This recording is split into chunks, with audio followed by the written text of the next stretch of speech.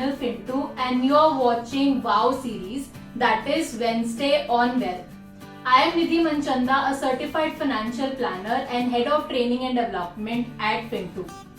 Now we have received a lot of questions where people were asking that we have got our first job and how should we start investing. So in today's video we will address this question. So first of all, congratulations to all those who have got their first job in the year 2021.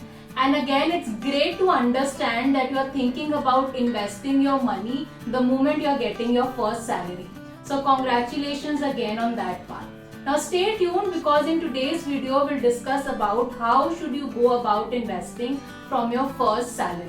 First of all, and the most important thing is to get a health insurance cover for yourself, that is Mediclaim. Now it is very important, although it is not an investment, but it is very crucial to have a proper health insurance cover for yourself and your family before you move on to doing any kind of investments. So first make sure that you have a proper health insurance cover. In case you do not have much idea about health insurance covers, then you can check out one of our previous video where we have covered the health insurance covers in detail.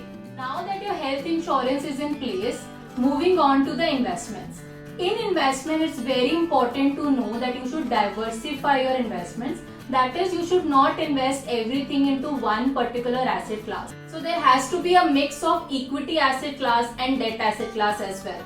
Now because you are young and this is your first job and you are just starting out with your investments, it is suggested that you invest most of your money into equity asset class as you have time in hand and less amount of money into debt asset class. So here I would suggest to go into 70% into equity and 30% into debt asset class. Also another important point that I want to clarify here is your long-term investments are usually into equity asset class. So let's say you are someone who has more of short-term goals and very few of long-term goals, then you might consider investing more into debt asset class and less into equity. But as a thumb rule, you can actually invest up to 70% into equity asset class only. So now that you have made this decision and you are investing around 70% into equity asset class, where exactly you need to invest your money? That's the question, right? You must be wondering, where should I put my money? Now for beginners, I would highly suggest that you can choose a mutual fund route to invest into equity market rather than going direct into buying stocks. You can also buy stocks, but that should come at a later stage. As a beginner, you should be opting for a mutual fund route because there are a lot of things that you might not be aware of at this point of time. Let's say you want to invest into the stock market, but you do not know which stock to buy, when to sell. So all these things you are not aware of. So it's better that you invest through a mutual fund where there's a fund manager who is managing the entire fund on your behalf, and whatever returns are generated from the market are then passed on to you. So that's the best way to invest for a beginner. So get that equity exposure through a mutual fund. You can also do an SIP into a mutual fund wherein you can start investment with as low as 500 rupees a month. So 500 rupees a month investment you can do into equity mutual funds. Here I can further suggest you that as a beginner you can go for large cap equity mutual funds. And if you want to know which are these top 3 or top 5 large cap mutual funds, you can always get in touch with our finance experts. Also, we have made a video on top 3 equity large cap funds, so you can check out that video as well. That's relevant even today. So, like I said, 70% into equity investment and mutual fund is the best way to do that. The remaining 30% you should be investing into debt asset class. Now, this amount can be for your short-term requirements as well as for some of the long-term goals as well. So under debt category, I would suggest you to opt for either a fixed deposit or an RD for your very short-term requirement like your emergency fund. Then you can go for debt mutual funds for your medium-term goals and to have certain debt exposure to your overall portfolio as well.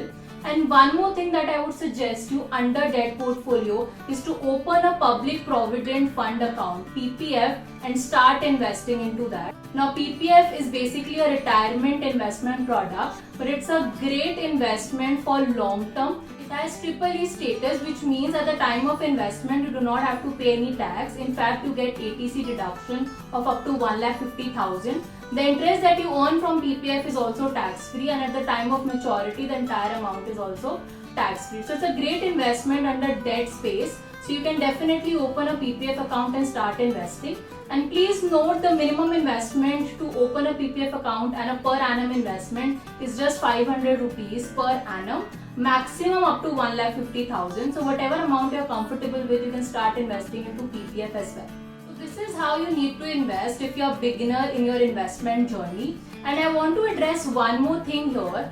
As a young investor or the first time earners, we have seen that young people are more attracted towards IPOs or even cryptocurrency investments, and more questions are asked on these lines. So I would suggest that if you do not understand the investment product completely, and if you do not understand how cryptos work, then you should not invest into that. And it is also a highly risky investment as well. So even if you are someone who still would want to have certain exposure to cryptos or unlisted securities or any high risk investment, then I would suggest to limit it only to 5 to 10% of what you are investing and just have a feel of it, and do not go overboard with it by taking high risk exposure in your overall portfolio. So I hope now it is clear as in how you should be investing your money. For any further query, feel free to get in touch with our finance and tax experts, and for more such videos, do subscribe to our channel.